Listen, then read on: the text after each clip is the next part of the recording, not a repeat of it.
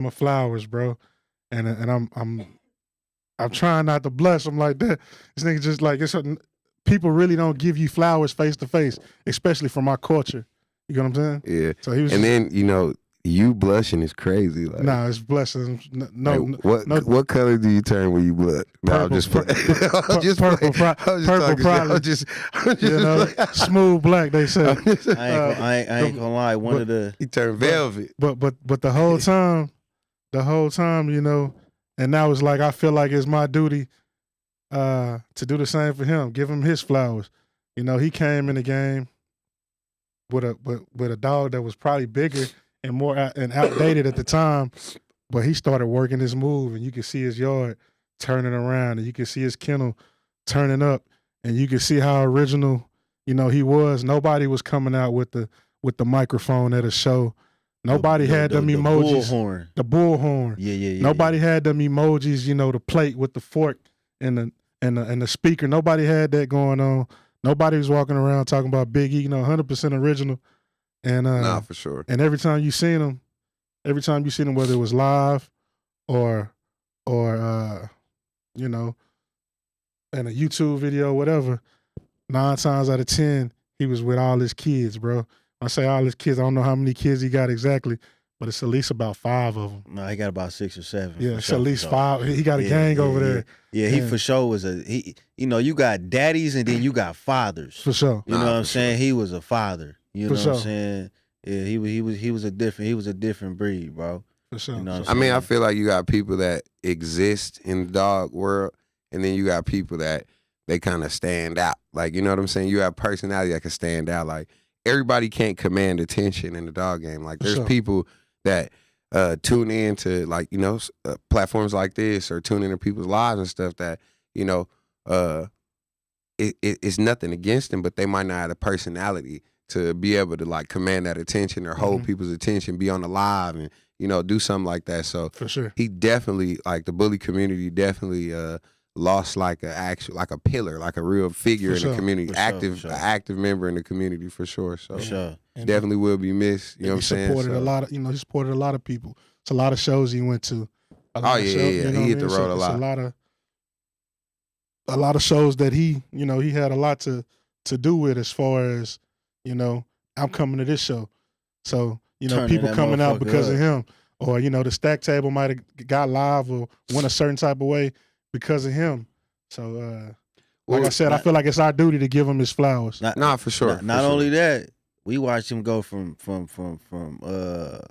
bullshit dogs and bred his way up into some real nice looking dogs. You know what I'm saying? See, I wasn't really that in tune, like, with the, you know, I watch you guys live sometimes, but I'm not really, like, in tune with, like, everybody's progression through the game or whatever. But he was, just for what I saw, how much respect he had, and, you know, just the quality of his content too. He made great content, like funny stuff too, all the time. But I think, honestly, this is just another reminder, like, you know, outside of, like, this dog world, right? Outside of this small world where we all exist, where we know each other mutually and stuff, right? Everybody got other real life stuff going on that will happen, can happen. You know what I'm saying? So I just think that we just kind of even owe each other just a little more like grace when it comes to dealing with each other. Not knowing what everybody's life look like outside of this. You know what I'm saying? For sure. Like, hey, nobody knew that was gonna happen. You know what I'm saying? Make you put stuff into perspective. Nah, for sure. It definitely does, because it's like, damn, like, that fast. Because if you look at it like this, like you say, that fast, based off of Instagram or whatever, I think we all can speak. You done had a problem with somebody. I done had a problem with somebody. Mo done had a problem with somebody. And now, when an event like that happened, just look back on it, I'm like, bro, man, that shit really minuscule. Like, it's really nothing. Well, it wasn't nothing with the. I don't think that wasn't dog related. No, it wasn't dog. It wasn't dog related at all. But I'm saying, in general, life. Yeah, life. You know what I mean? Like life in general, it makes you like, hey, like, you know what I'm saying? Like, it ain't even worth it. Like, what we arguing over? What we? I mean, when you look back on it, you know, is a lot of times it come to a respect thing, but a lot of things, us as men, egos involved. But a lot of things, if we could really just be like, bro, just well, I mean, it's not just even let just. it go. Like I don't want to just say as just as men, because there's women in the community too, and I think equally, what I'm saying, you'll see your fair amount of whatever, but I just think that the dog game is just it's not one thing that can just be controlled, right? For sure. Necessarily. I just think that everybody's just responsible for themselves and their image and their brand and everything like that, because at the end of the day,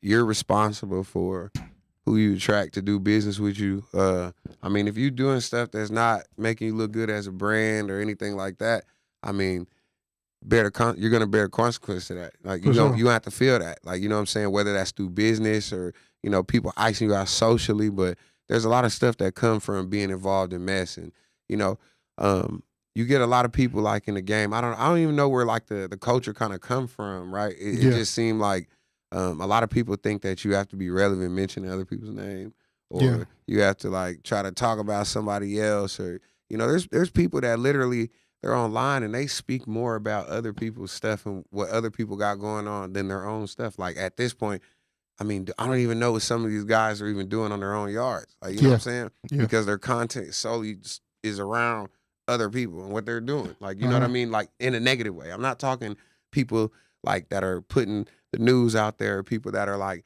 making the community bigger, because whether or not people understand it, platforms like this, you know what I'm saying? They're pushing what we got going on to the community in a way that they don't see, because you guys are involved in the community. It's not like a people, like a person coming in just wanting to like see what's going on in the dog game and just kind of going to a dog show and recording and basically saying that that's what's going on in the game. Like, if you want the real meat, like the real like substance of what's going on in the game, you have to come to platforms like this. You know what I'm saying? Off the leash media, stuff like that. Like the people that are gonna push it out there, like it keeps you informed of what's going on across the world. Not just in the U.S., but across the world. Big plays, new creations in the game, stuff like that, right? For sure. So that's all positive, but again, there's still like that culture where it's just like the negativity is what people thrive on. But I don't know. I mean, you guys speak on it. I don't know. I mean, how do you feel if it's something that we all could change, or everybody again just responsible for themselves and their own platform and everything? But I mean, what do you think? We can big it up, and we can talk about the positive. But if I'm being honest, it's deeper rooted. You know what I mean? It's deep. Sure. It's deeper rooted than on the surface. Yeah, I mean, for each situation as well. Yeah, for sure. I mean, people think that. I mean, there's some people that's hating because it's not even that. Like they dislike you, and this is what I'm realizing. You know what I'm saying? Like, I'm somebody who's getting mentioned in positive and negative ways constantly, right? Yeah. I hear my name both ways daily at this point, but I'm realizing that some people's feelings towards you, or their outward, you know what I'm saying, like how they show it to you, is not even always about you.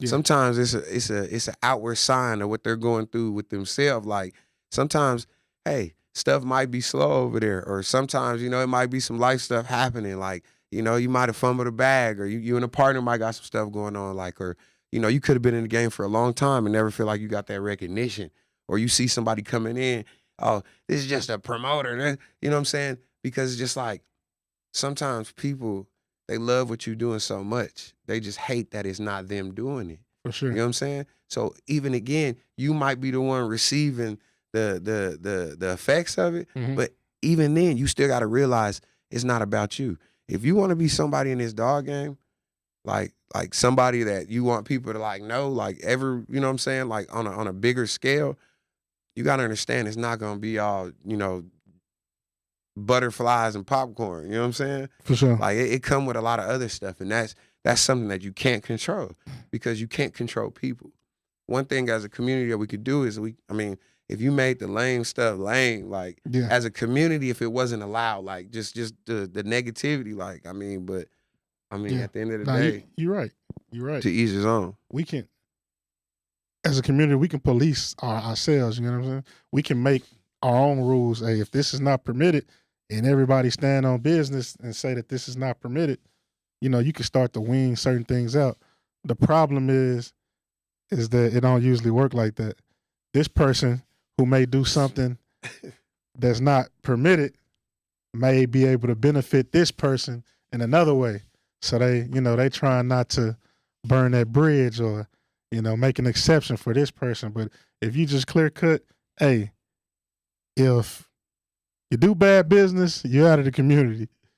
You clear cut it like that, it'll work, I mean, but as we all know, bad business, it seems like it's okay for certain people, or like in certain situations, it might get swept under the rug, or like, for sure.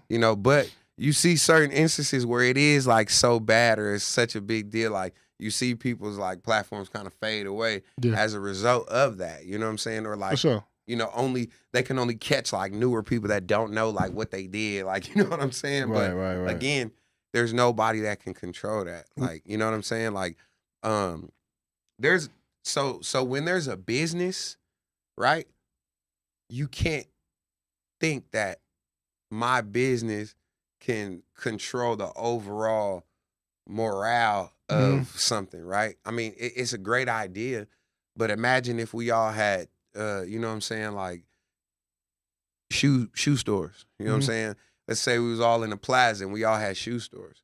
What you sell your shoes at, the quality of the shoes you sell, whatever, I can't control that. For sure. Because I run and manage my own store. So with that, I can only control. As a community, as a shoe community, it's probably stuff that we were frowned upon, right? Yeah. However, if people want to still go deal with that and go to your store, they're going to go to your store. For you know sure. what I'm saying? They still might see something over there that they can get that they like.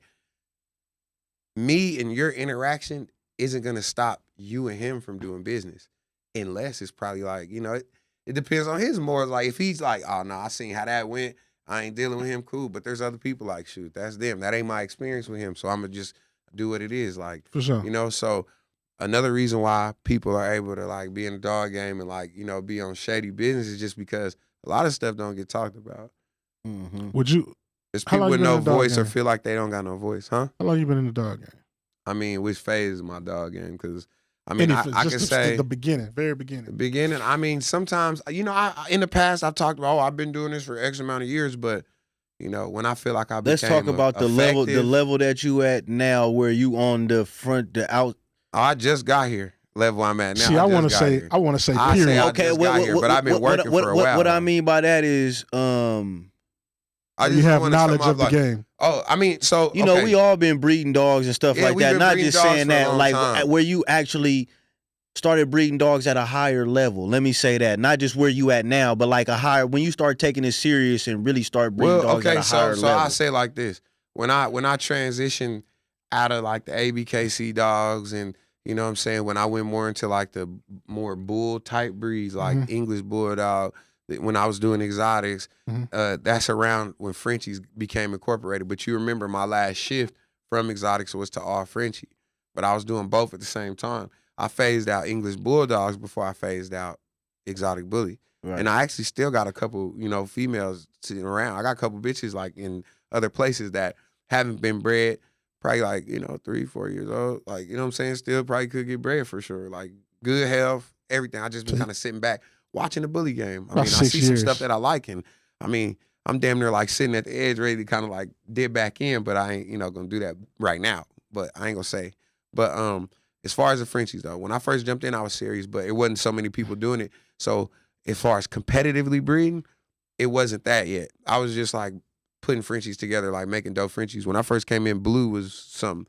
My first Frenchie was a fawn female, and then I had her brindle daughter, and then I had her fawn daughter. Blue? Like the color blue? Nah, my first female was a fawn female with a black mask. Okay, and you said Blue was something though. Nah, Blue is like new. Oh, okay. Yeah, Blue is new, and they didn't have a test for chocolate yet. So when I first was 7, 8 years, 9 years.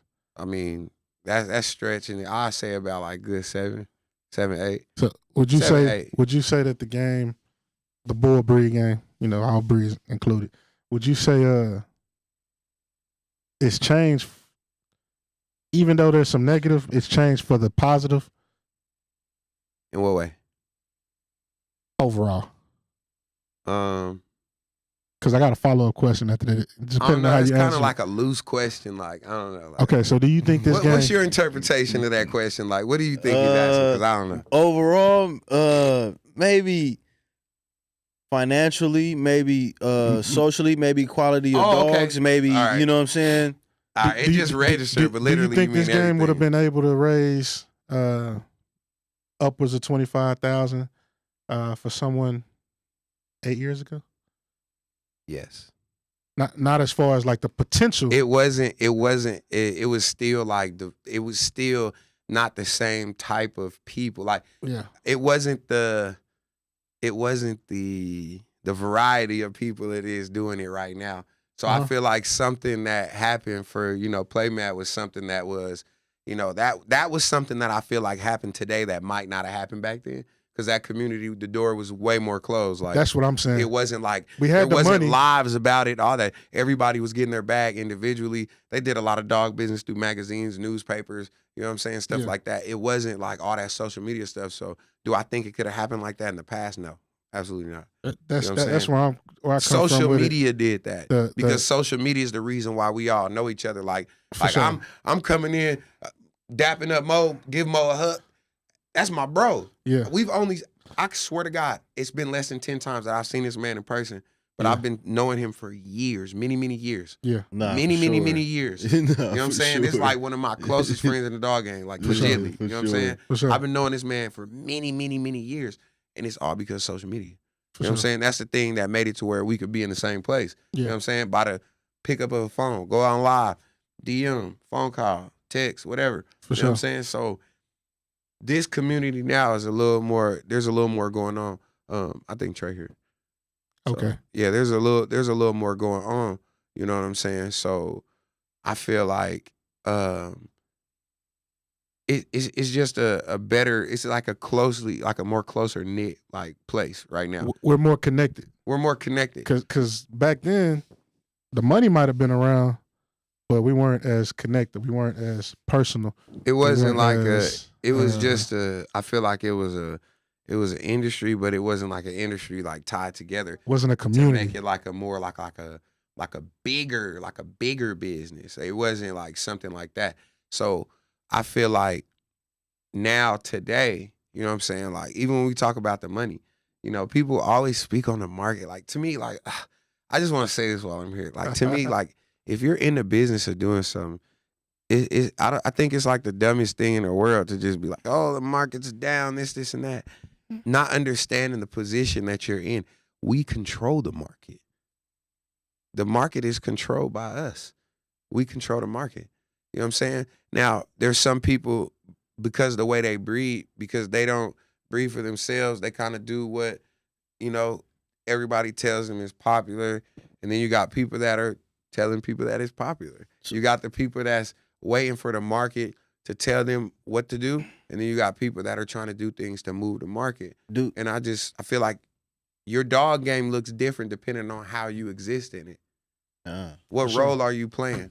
Are you trying to be an impactful player in a dog game? Or are you somebody that's just trying to exist and just like, Fluffy's popular now, I gotta get Fluffy. Oh, what are they doing over there now?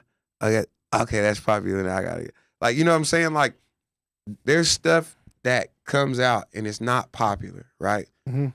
Like, and everybody like talks about it in a negative way. I'll give you a prime example. Do you remember that dog, that wire hair big rope that came out like maybe like a year or two ago? And who came out with him? Yeah. You know what I'm talking about, right? I got an idea. Yeah. It was like a grayish black. It was a black dog. It kind of ashy black. It was a wire hair big rope, right? Everybody talked so bad about that dog, right? Mm-hmm. Wiretap was his name. Everybody talked really bad about that dog. Everybody loves Floodles. Have you been seeing the Floodles? Mm-hmm. Correct. Everybody loves Floodles, right? Same thing. It's not the same thing. No. But that dog had a piece of what people are using to make the teddy bear coats right now. You see what I'm saying? That dog had the furnishing gene back then. So if people had a knew what everybody's knowing now or what they doing right now, what up, Trey? Come on. Hey, if everybody knew what they know now, people would have used that dog when it came out and bred it to a full fluffy, and perhaps probably could have produced full fluffy teddy bear coat dogs then. You know what I'm saying? And so just with that, it's just kind of like some people, again, wait until things become popular. And then there's some people that's working in the lab with it. And those are the people that I feel like bear the most fruit when these new trends and stuff pop up into the game. It's pretty much staying ahead of the curve. It's pretty much not being afraid to just do your Dougie. Yeah. You know what I'm saying? In layman's terms. Yeah. Not being afraid to just stand on business and do your own thing. You know what I mean? I've never been a part of anything where so many people had a problem with people doing their own thing. Yeah. It's kind of weird. Like that is one thing that's weird about the dog. What is that though? I think it's called envy. It gotta be, right? It gotta be. I mean, I see so many dope breeders that get a lot of like negative energy or like hate towards them. They don't even deserve it, bro. A lot of like OG breeders that don't get respect, or a lot of like new guys that not getting respect, and but I don't think I feel like, again, whatever you pay attention to, again, you kind of shape what your dog game experience is like. Like, I kind of block out the negativity for real. I mean, of course, they love you so much, they'll find ways to like make little fake accounts and try to come find you and like find ways to, you know what I'm saying? Sure. But overall, like, my timeline's not filled with negative stuff. Like, I'm just looking at dope dogs. I'm trying to find the next stud that I want to use to try to make my next stud. You know what I'm saying? Right. Stuff like that. So for sure, my dog game look different right now. It don't involve no negativity, bro. There's things going on for me right now that are detrimental for my mission as a man. So there's just not too much that somebody could say to me right now that's gonna knock me off my pivot. For sure, I got a plan, bro. And it don't involve nobody else but me. In that way. Like I'm saying, like, there's gonna be key players that have dogs and people that I consider partners and stuff like that, people that I work with closely. Of course, they're gonna play roles in my vision. My vision is my vision though. For sure. So whether I choose to use this dog, that dog, it's still me putting my vision together, just seeing what piece you have, what piece you have for me to put my vision together. Right. Right. And your vision may be, let's say, you may have a similar vision to somebody else, but your vision may take this path. Theirs may take this path. There may be a dog that's super hot right now. Let's say, what's hot right now? The big rope. What's the color? What's the color? The super. The NBA hot right now. Yeah, NBA, like NBA. Right, you got patterns hot, colors hot. So you got NBA that's hot right now. Yeah. So you a lot of your yard may be, closely, just talking in general, a lot of your yard may be super closely related to NBA. So you may, I'm just saying in general. Okay. Yeah. So your path may be to, go use these dogs, go use this dog, and then bring this back, and then all come to NBA. When you have somebody else whose path may be like, I already got the different varieties, I'm going to just take it straight to NBA. Exactly. I mean, but see, again, that just where are you at in your process? Exactly. When I produced NBA, it was after I purchased the female. I purchased three bitches, like three bitches. Really, I got a couple more, you know what I'm saying? Yeah. Some through other ways, like, you know what I'm saying, like some trades or like partnership stuff, like whatever, just keep it G. But, the females that I paid for or obtained in that time, I took them and I chose different studs that I wanted to breed them to. And, that being, some outside blood, right? So I realized, okay, it's gonna take a certain type of bitch, and I need to pair this bitch with a stud that has everything I need that could complement her, everything I need in the DNA way. But I knew that I wanted to like start with like more structured bitches, so I kind of like rid my camp of all fluffy carriers, and you know what I'm saying. I just kind of went into like creating that again. If you don't notice now, I don't got a lot of fluffy dogs. I don't. I got carriers, but I don't got a lot of fluffy dogs because when I hit that reset button, that was just something that I kind of had to trade. You know what I'm saying? I wanted like more bone, thicker dogs. And I did keep some of my blood that's related to like some of my original work. Like Waffle House? Yeah, Waffle House is related to my original blood. But like, I got people like 4 or 5 Flawless Frenchies, Dre Powell.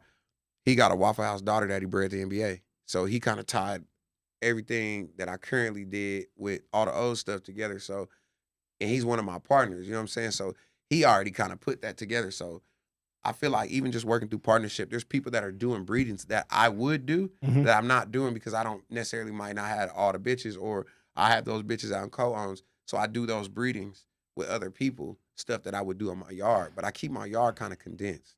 You know what I'm saying? As far as bitches, I don't got like $50 million. I just keep the bitches that I'm working with at that time. You know what I'm saying? And that's why I actually have like pretty decent amount of partnerships. People who I've been able to like put in place and like, you know what I'm saying? So with the females they can do breedings and kind of come in kind of where I left off with on that last breeding. Like, you know what I'm saying? Like, and I might be taking a piece of that to go to the next level. And I might feed that to the next person. You know what I'm saying? Like, here, I got this for you. I took this from it. I'm going to keep working. So kind of like a lifting as you climb situation. How important is partnerships, man? And then they're important because they're hard to maintain. So if you get a good one, keep it. What's your experience? You said you got a lot of them. What's your experience percentage-wise with good to bad partnerships? Well, I mean, I might sound like I'm contradicting myself because I can honestly say that there's probably been more negative. But for the ones that have been positive, those are probably like some of the most monumental or like relationships that went into effect and became pivotal for me as a breeder. You know what I'm saying? So effectiveness over quantity is more so my focus when talking about it. You know what I'm saying? Because again, I can tell you about all kind of negative stuff. Right. You know what I'm saying? Collaboration at the top. Yeah, I'm about to say, hold on, man. Traduction in the building. Yeah. We're waiting for him to speak so he can get that introduction. Man, let him introduce himself, man. What's going on? Yo, what's good? It's your boy Traductions. It's back to what you were saying. It's collaboration at the top and competition at the bottom. You got to be able to decipher and discern and see who really in survival mode. Like a lot of these people, they knew the business. They ain't really did business before, so they trying to fight and just make some money. Like a lot of people in there for the long run. Like, and when you in it for the long run, it's okay to take that L. Yeah, like, you understand that, and I wouldn't even call it taking an L. You understand that? Okay, what can I do to keep this partnership afloat? I may not be able to. Not even partnership, but just staying as an effective business. For sure. Like, how do I keep it flowing? Like, if you feel like, let's say we have a, we got a co-own on a female, and the female only had one puppy. Okay. If you feel like this one puppy should be yours, and I should get what's on the repeat. And you feel like I'm doing you wrong with this one puppy, I'm gonna just let you get that one puppy. That's how I am. Now, again, we may not ever after this business is done, we may not ever do. I may not ever do another co-own with you. But before I let the business go bad over one pup, I'm gonna try to fix it. But sometimes, let me play devil's advocate. Yeah. Sometimes it becomes a point where you're accommodating somebody's lack of understanding. No, for sure. You got to put them on. You know what I'm saying? It's like, well, let me just do this because this isn't that, blah, blah, blah. So, again, that becomes draining. Like, you know what I'm saying? Like, I feel like the best partnerships are done when it's two breeders who are coming with something to the table and they're, it could be more than two breeders. Like, partnerships, when you got people like, there's a couple powerhouse partnerships in the dog game that we could speak of. For sure. You know what I'm saying? I mean, we can name multiple powerhouse partnerships in the dog game. For sure. Where every player involved got their own motion. You know what I'm saying? You see those work. You see those partnerships go from dogs to real estate. You don't think there's been any trial and error in those partnerships? It has been, but they don't let it come to the public. Listen, bro, I'm just from experience, it's different when sometimes taking the money isn't always like the best situation. For sure. You know what I'm saying? Because you might be so horny for the sale, you know what I'm saying? Or for what it looked like or anything like that. Like, you might be selling something to somebody that you're going to regret. You know what I'm saying? Like, you might be getting rid of a dog that you might have really needed for your program. For sure. You know what I'm saying? So I urge people to be careful because if you're really trying to do this for longevity, sometimes you have to leave the money on the table and you got to keep the dog. You see what I'm saying? because you put yourself in a situation and other people in a situation to let you down. If you know you need it, don't even sell half of it. Don't sell the whole thing. Don't sell half of it. Keep it if you're trying to build. But you got different type of breeders in this game, and we all know that. And I say different, and you can spin that in multiple ways, bro. There's different kind of breeders in this game. Even when it comes to how much you spend, all of that stuff, there's just different kind of breeders. We could talk about that in every different way. Everybody does everything different. Just like you said, how you would make the partnership right and stuff like that. I'm kind of like that too. You know what I'm saying? Like, you know, I've done business with family. I've done business with strangers. More so than anything, I've seen money get involved, and it can ruin relationships if you allow it to. As breeders, as business people, you have to be able to identify when a relationship is being strained and when it's in a position where it could possibly be severed. When that relationship could potentially be done as a result of this business. So if the friendship or if the blood running through your vein, whatever that ties you together, that's strong enough, I feel like as breeders, as business people, we have to identify like, hey, you know what? Maybe we should figure out how we can maybe separate this business and salvage our friendship, salvage this relationship outside of this deal. Yeah. Let's figure out how we can do that so we can still continue to build outside of this. That's where it comes to having a business IQ, being emotionally mature. You know what I'm saying? That's where those things come into play. And that's where you were saying, like, you have a difference in things that happen, different outcomes, because the dogs bring a lot of different people in different phases of life together. Mm-hmm. Everybody's not the same emotional intelligence. Everybody's not the same business IQ. Everybody's not the same dog IQ. If you really want to be great at this shit, you got to understand that. And you have to damn near learn how to be the whisperer. You got to learn how to be the dog. And you got to know your personnel. Your personnel. You got to know your personnel. Who you're talking to, how to talk to them. You got to learn. You got to take the emotions out of there too. You got to take the emotions out of there too. Because man, that emotion shit, bro. Nah, for sure. This dog stuff will really be having people about to crash out. Yeah, for sure. Having people talking crazy, like, why though? It's dogs, but it's not just dogs. There's money involved. A lot of people have never ran a business. Mm-hmm. A lot of people have never touched the amount of money they touching right now. You know, I do things outside of the dog game, and as far as like the amounts, the consistency, dogs got it. You know what I'm saying? This is a huge blessing for me, and I'm sure for a lot of other people. As far as how easy it come when it's coming. I mean, it feel easy when you get good at it. Yeah. But you got a lot of people that is not easy for, and those are the people that crash out. Those are the people that are like, oh, the market's bad, this is that. Sometimes your ability to sell dogs is just a outward sign of your actual reach. It's just the clientele that you're reaching. If you can reach a different audience, if you learn how to reach a different audience, then your market will never be down, right? Because dogs is a revolving door. They die, bro. You know what I'm saying?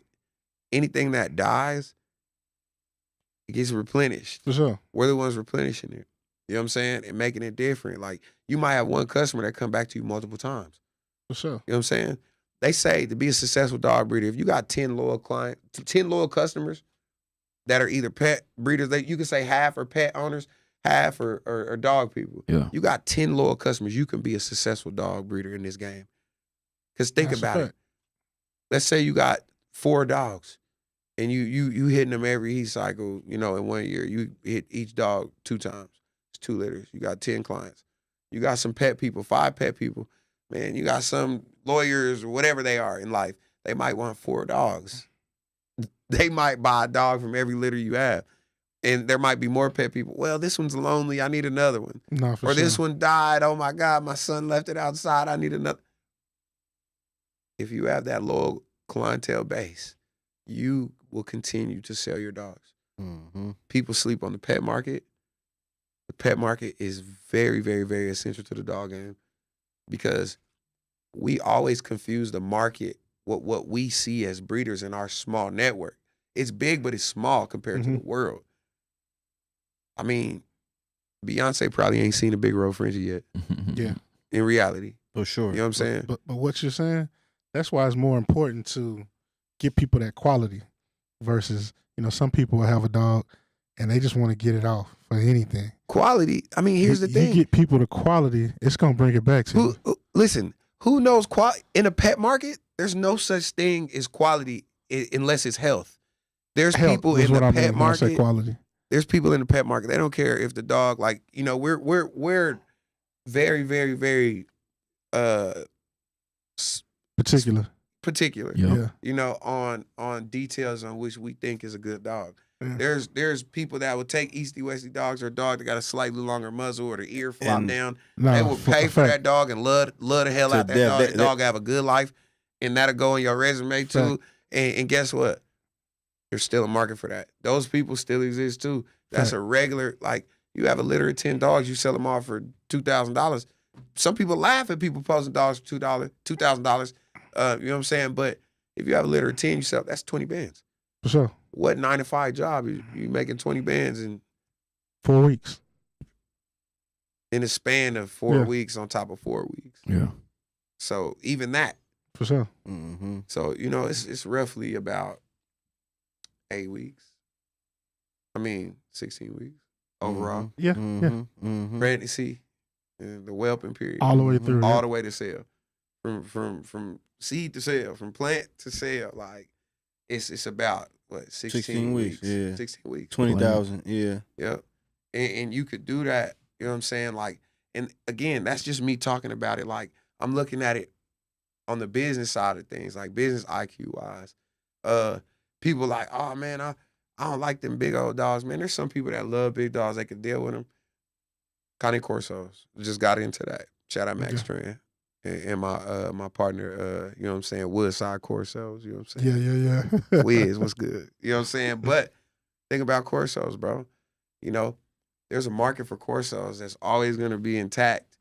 And if you have a business IQ, you know the market that you're going to go for. Before I got a Corso, I looked into it. Yeah. People want to feel safe.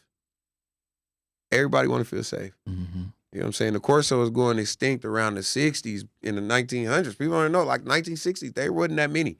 They had went from a, Italian war dog to a farm dog. You know what I'm saying? But the way they were bred, instinctively, they still had those same characteristics, guardian breed. You don't really got to train them. They got human-like discernment. You know what I'm saying? Before anything happened, they check on you first, hey, I'm checking your temperature. I know you feed me, you my people. If you tripping, I'm tripping. But it's like that. You don't really got to train them. But with that, who wants to feel safe? You got people that own stuff, property, people having, rich folks, they want to feel safe.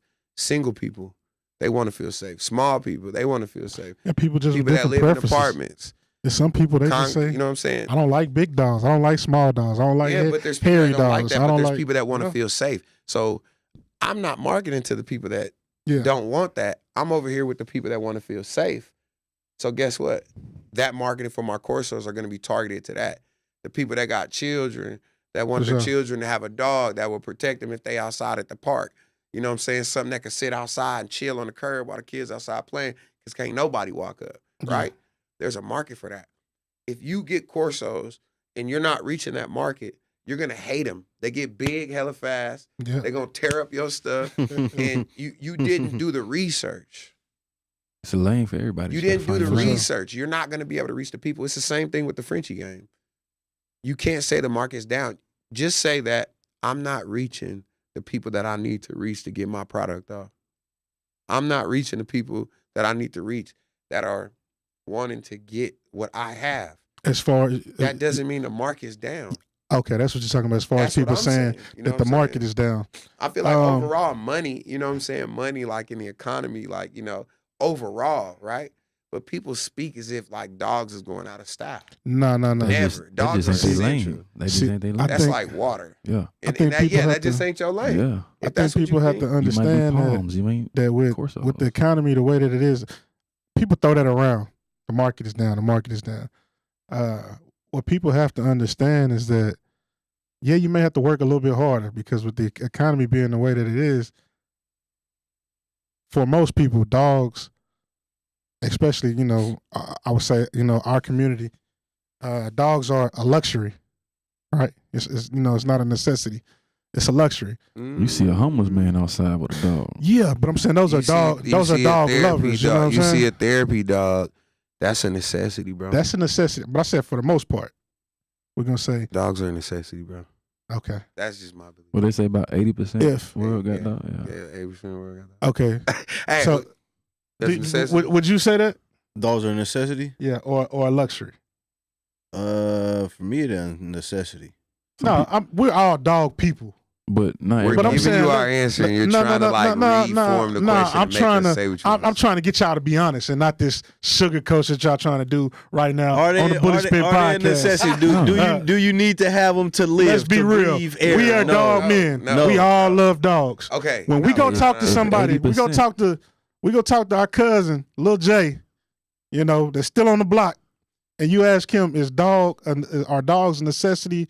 Or is it a luxury? I don't got time for no dog. You could ask that same person. 20%. You could ask that same person if love or being in a relationship is a necessity, and they'll say no. But then if you look at Maslow's hierarchy of needs, which is the needs of all human beings, that's definitely something that's on that list.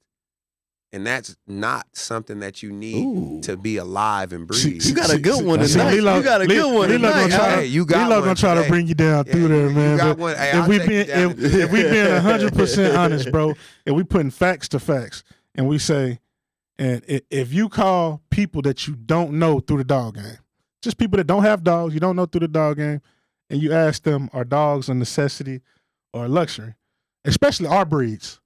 Our breeds are luxury dogs. That's why they go for luxury prices. Now, when it comes to the economy, and you have an economy that is struggling, the first thing that happens when people start to struggle in other areas is they start to limit themselves on the luxuries. So you may have to work a little harder right now to sell a dog. That doesn't mean that the market is down. It's a necessity. What you're saying. A $10,000 dog right now is still, the value could still be $10,000, but for this person, you may not be able to sell it for that. That ain't the person that was gonna buy it anyway. That's the luxury dog. What I'm telling you is, when you talking economy, right? When people talking about economy on a larger scale, do y'all think money just disappears? No, it just changes hands. When people say the economy is down, all you're saying is the money is not in your hands right now. The money's not being destroyed. There's digital money that exists now. There's an infinite amount of money or ways to, produce funds. What are you doing to produce funds? The problem is not what the are you money. doing to produce funds? It is because guess what? Our economy doesn't necessarily line up with the regular economy because there's money in the street still. Yeah. There's money in the street. It's homeless people with dogs. They feel like there's money in the street. The dogs are still being sold. So it's not about the amount of money, right? It's about whose hands the money is. It's in about it being volatile and people not wanting to spend it. People holding on to it. When you talk about the streets, the money in the streets ain't the same as it once was. It depends on what street you looking down, brother. That's what I'm saying. For me, bro. Again, I'm going to keep going around it because I'm going to dictate my market with everything that's in me. I'm going to be the one that's going to dictate my market with everything that's in me. I'm going to try to reach that different clientele. If I can't sell a dog, it's not because the market down, it's because of me. No, we got to go. Live on the Bully Spin podcast, who we got? Yo, the days in the face of voice of the Bullet Glory. Dream, what up, baby? We got your brother on there, man. Dream, what up? Yo. What's hey, man. Brother? Hey, I'm proud of you, man. You done bossed up. You done bossed up, man. I see you went from ashy to classy, baby. You went from black dogs to having all. You know what I'm saying? Whoa. Be slight on them black dogs. Hey, my bad. Nah, I appreciate that, brother. Hey, look. But now I see my boy Lilo, man. I'm out there coaching football and something like that. I see him out there with his cane Corso. It was great. Great to see him out there. Showing love to the Corso. I coach. That was crazy. My boys play football, and I seen Daydream out there. I had the Corso out there, bro. everybody, as they doing, everybody was stopping. Everybody stopping in their tracks like, wow. Like, it was crazy, bro. They don't do that with Frenchies. Yeah. Unless it's like something crazy, but then your Frenchie might not even be like healthy enough to be outside at a football game for real. Corso's built for not for a Chevy tough. You know what I'm saying? But look, this is what I say. Inflation is a real thing. You know what I mean? It's not that money's not flowing around. It's just like the money is not as accessible as it was, you know what I mean, a few years ago when the PPP loans, you know what I mean? So basically what happens is that everybody started investing money into the market. Now everything starts going up because the supply the supply is there, but you know what I mean, the demand is not. You know what I mean? So when the supply is higher than to go up. You know what I mean? So during the PPP loans, you know what I mean, you couldn't find certain things, you know what I mean? Like, how can I explain it? You know what I mean? Like everything went up. You know what I mean? Prices on eggs, milk, gas, everything went up. You know what I mean? So basically, that's going to force the market to go up. So once the market goes up and the market doesn't come back down to where it's supposed to be at, then, you know what I mean, I think the people do have an excuse. You know what I mean? The market is truly high right now. It's not. I wouldn't say it's an excuse. It's business, bro.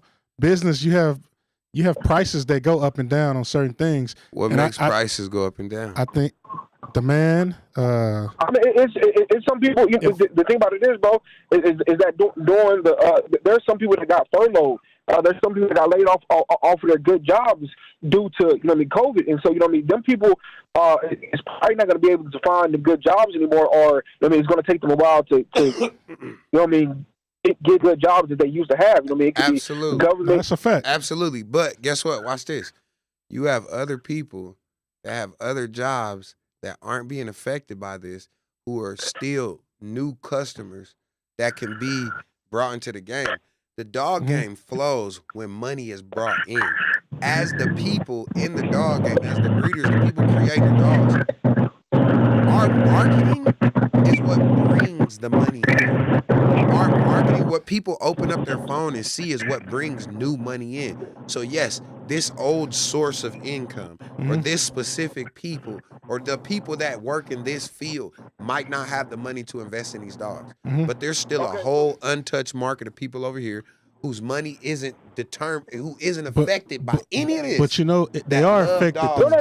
They are affected though, because everybody, you get what I'm saying? No, not everybody. I get what you're saying, but hold on, I'm just kind of being devil's advocate too. Like, you know, hold on, Daydream. But this how they're affected is because once you have a company like Google or Tesla who laid off 6,000 people, or Google who laid off 10,000 people, these big Amazon, these big Fortune 5 companies who are having these massive layoffs, that word of mouth travels.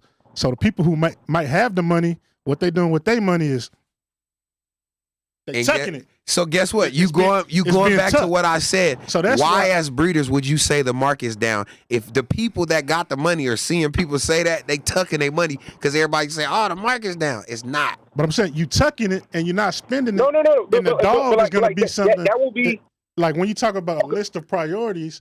The dog is not gonna be at the top of the list. The first thing is gonna be something like a house. You get what I'm saying? You want to know what's really going on in the dog game and why the market, people think the market's down? Bro, it's not. The thing about it is that this is what I want to say. When Fluffies was going for 6 figures and all that, no matter what they looked like, when they was ugly and all that stuff, if you came in the dog game and that shit was going on, of course you're gonna think the market's down. But in reality, before a lot of y'all got here, it was cool. I feel like we talked about this before. Shoot. Yeah, but I'll tell you but this, that's Lilo. what I'm saying, bro. It's cool. Like, I feel like you can't.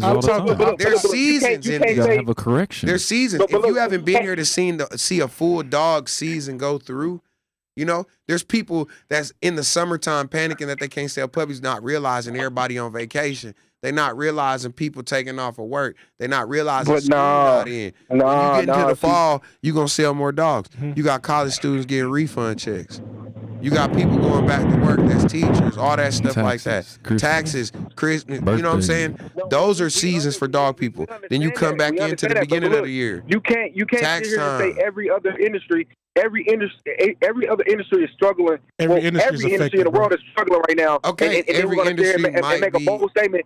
As a whole, every industry is affected. But guess what? If there wasn't so many breeders, if there wasn't so many breeders breeding mid-quality dogs that were trying to pass it and sell it as top quality or breeding quality dogs, then there wouldn't be as much. But now you about to contradict yourself. How? Because now you're understanding what happened, and what happened to the bully community in Frenchie community is that people had extra money to invest into their dreams. It's some people's dreams to breed dogs, and some people's dreams to have these dogs. And so once they get into this industry, now they got these dogs, and now they want to make money, and now they're going to breed these dogs.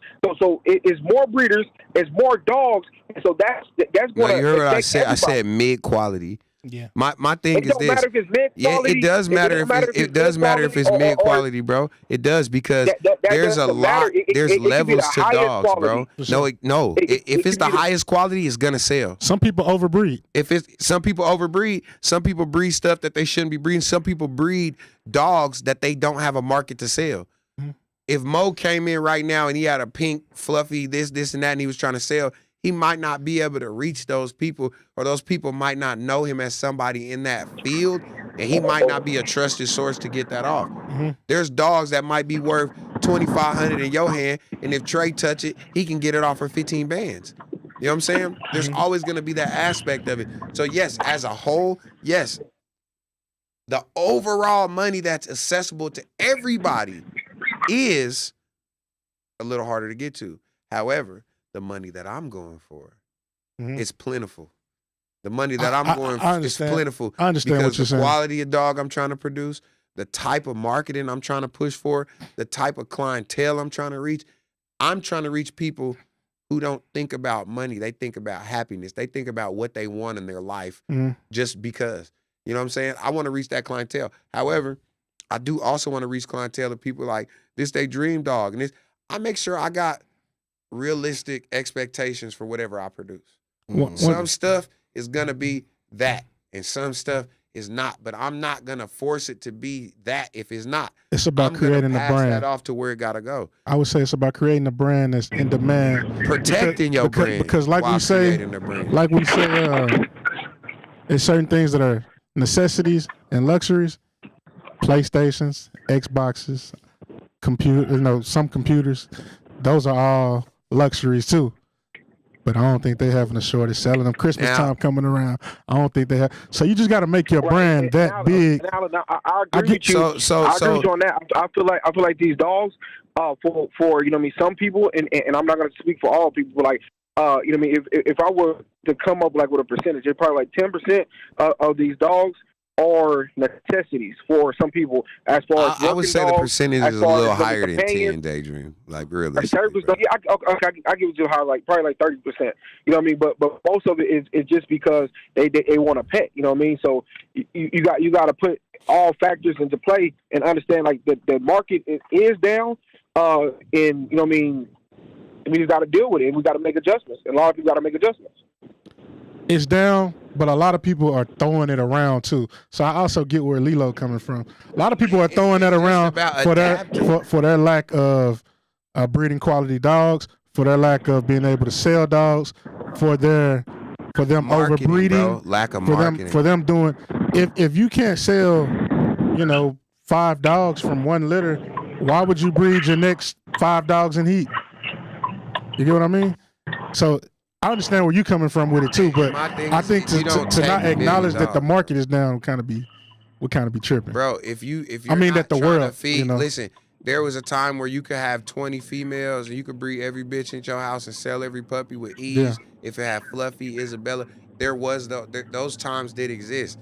That is not the time that I came in on. I didn't come in on that time. I came on when it was 2,000. 4,000, 5,000. For sure. I came in on those times, so I'm not afraid of these prices. And then I'm still respecting the fact that this market goes in seasons and waves like everything else. You know what I'm saying?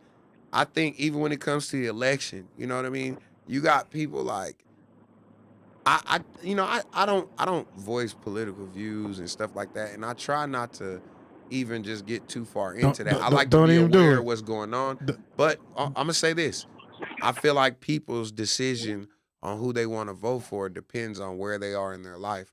Okay. You know, some people are more worried about the benefit that you get or what's gonna come to you or what you get. For sure. There's other people who are business owners, who are people who are providing the jobs, who are people that are running the business. They're worried about the other aspects of that. They're worried about the tax breaks. They're worried about the money that's going to hit the economy. You know what I'm saying? Like, how can it help me? So even in that way, people vote differently based on their situation, their personal situation. And so, you know, the dog game is where it is. But do y'all remember just a couple years ago, there was stud fees for 30 bands.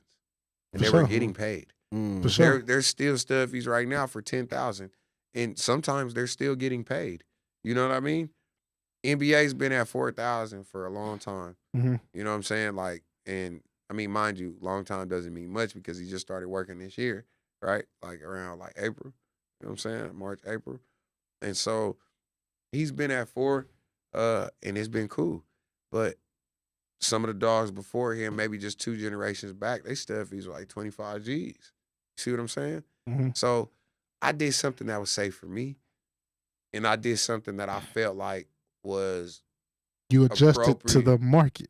I adjusted because guess what? I didn't want to fight for those $20,000 stud fee paying people when I knew that times were changing. Not just saying like, oh, there's less money. No, it was so popular that there's a lot of people that have dogs now. Now that there's a lot of people that have dogs now, everybody's breeder IQ is starting to get better. People are less willing to just pay anything, and they're wanting more specific things. They're wanting better quality dogs. They're starting to get an IQ too. You got to understand when the pivot every and push. time you sell, when the pivot in that lane or when the push. Every time you sell a dog with papers, you're creating a possible competitor for yourself. Every time you sell a dog with papers. For sure. And that's why, even just to think the pet market, there's breeds of dogs that you cannot buy paperwork with because they control that market. If you have to continuously come to me to get it, I am in control. I stay in control. Producers and consumers. Now, in our dog game, because you have to spend money to make the money, you go from being a consumer and a producer. You switch roles in the dog game. When you're buying Frenchies, when you've been in bullies, you came in as a consumer. There might have been somebody that could have slick talked you or got you, you know what I'm saying, going a direction that, you know, probably wasn't going to be fruitful for you because you was green to it and it sounded good. Mm-hmm. You know what I'm saying? There's a lot of that goes on. A lot of people come in, they start off bad, and that's why it's not turning into nothing. Because, again, your breeder IQ plays a huge role in what you're able to do with what you got. Even if you just have an understanding of what you got, instead of trying to get X amount of dollars, if you realize, okay, this is some bullshit. So this is not breeding quality. Let me pet home these dogs and reinvest and get breeding quality dogs. Some people can't do that part of it. Do you think it's the IQ that went up? Because kind of what you're saying will go with what Alan was saying earlier as far as the market being down, right? It's not down. It's just more people more aware. They're spending their money more wisely. Because guess what? They spent their money. A lot of people got burnt during that time. I mean, come on, bro. Think about some of them ugly-ass dogs that was making it into people's hands with papers that people were trying to push and breed and all that stuff because they saw what everybody was going crazy for, and it looked as if it was as easy as having it, and then you'll sell it.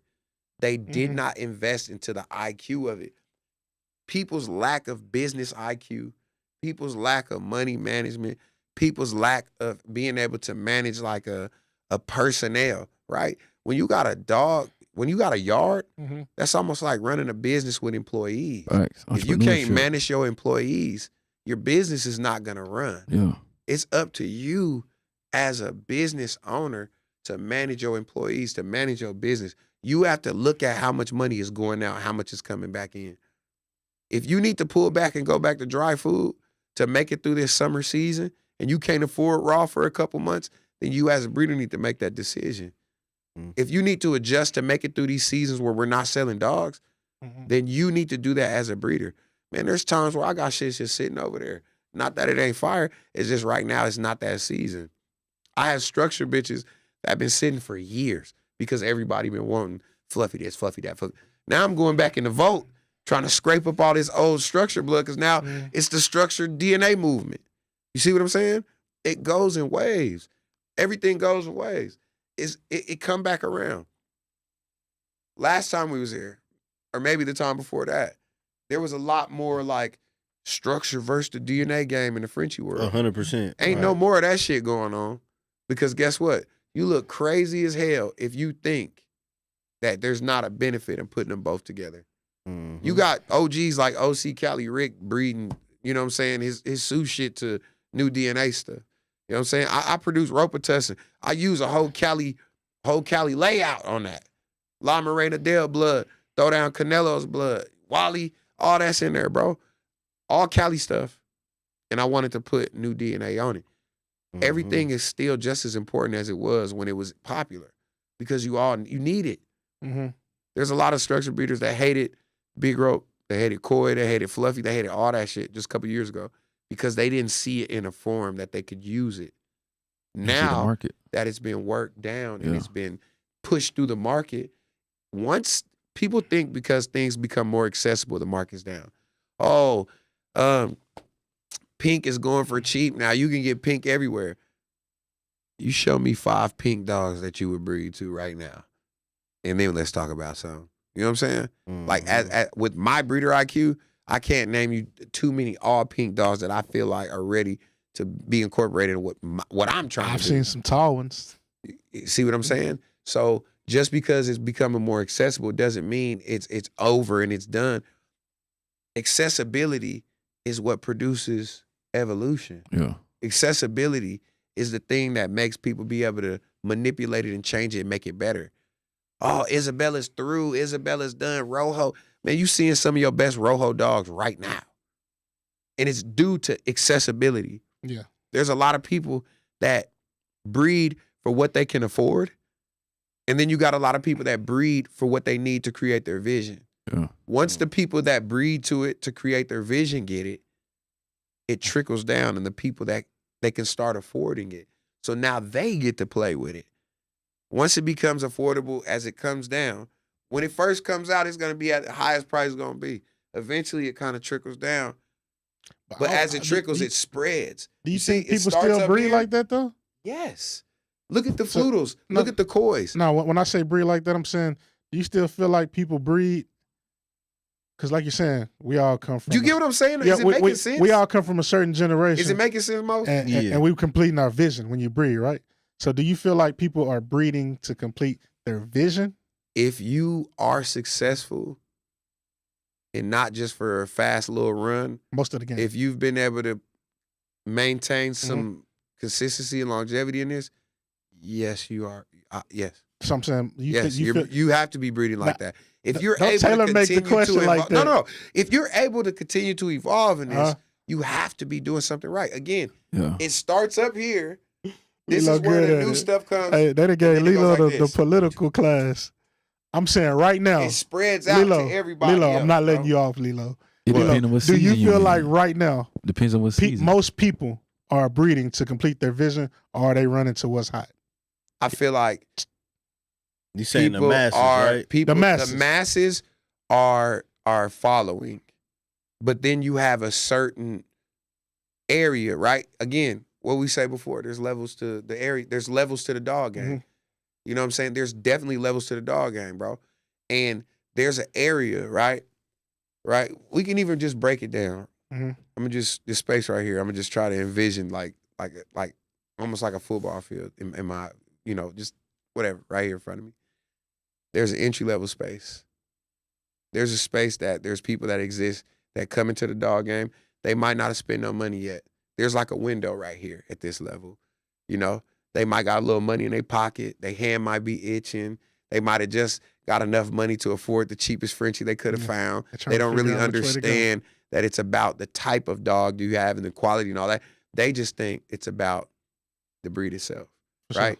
Some of those people are looking. Some of those people got money. Some of those people made mistakes and bought a couple little funny-looking dogs that they want to, I'm going to feed him and grow him into a stud, but it's like, no, he's not going to be a stud. Back to the drawing board. Yeah. Well, it's not back to the drawing board because in this level, they don't know that yet. Yeah. Right?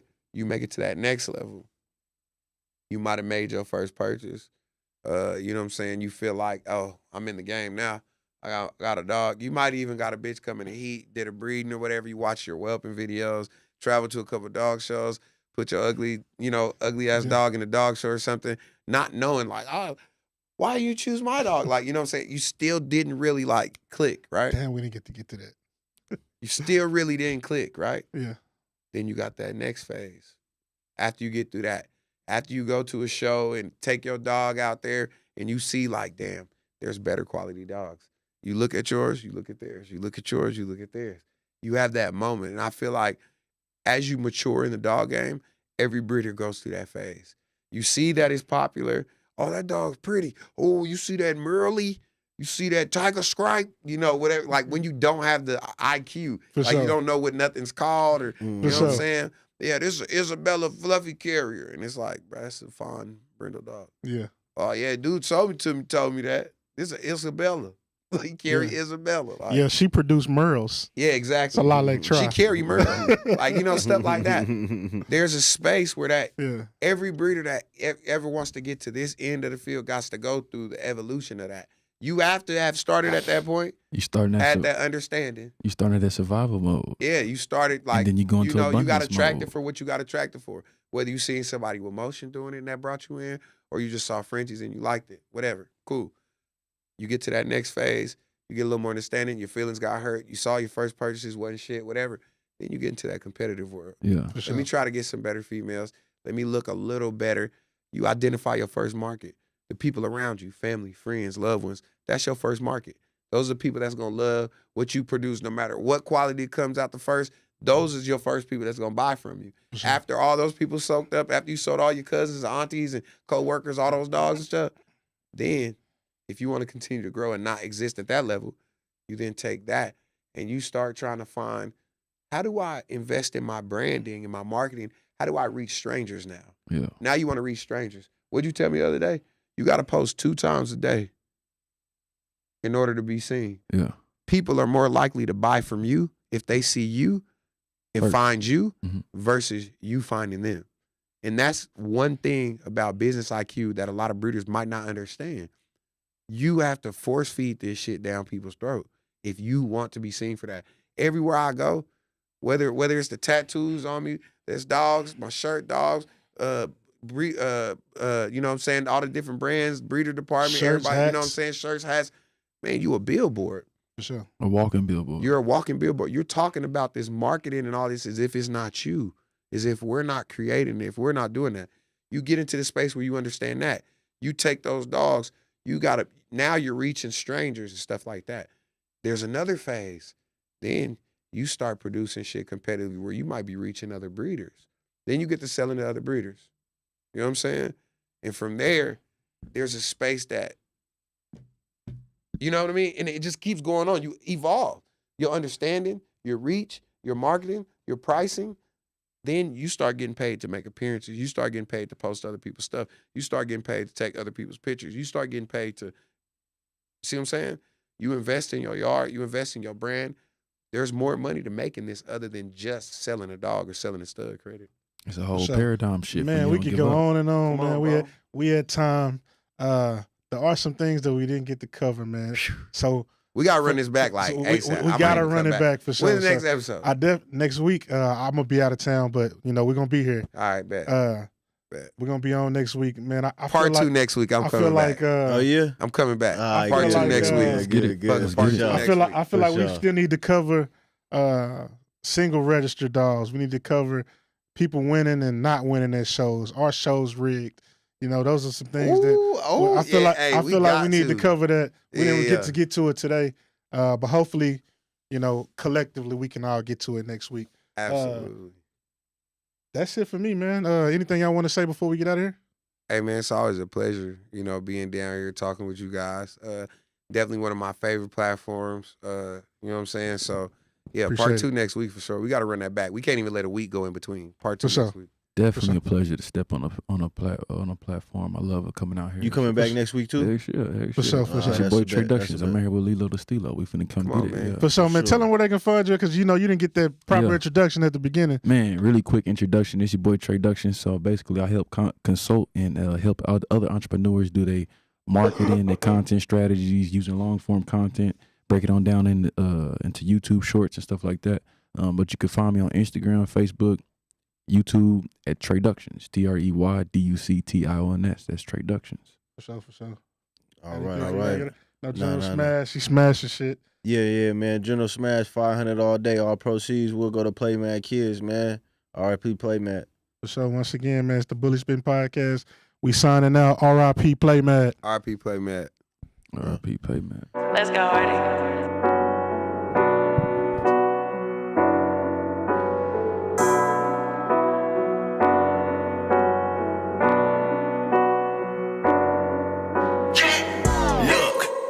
I'm a dog on the beat, bully. I'm a bully spitter, literally. My passenger seat got a bully on. Got a top dollar bitch. She 30, and she rich. If you ain't top off, you a bitch. We bout our ends, cut and split. I really cut ends when I split. Barber in the act, I keep a clip. Limbo, this is not a rental. I got hella bitches, need a kennel. I got hella bitches trying to breed. Big dog, nigga, need a leash. Doggy style, I'm a dog out. Single, never been in a doghouse. I'm a big dog, pet me gently. We'll fry your bitch, he Frenchy. Got your bitch in heat, I'm a stud. Your little bitch is weak, look like pud. Spin the lever and run your bud. Golden retriever, no air bud.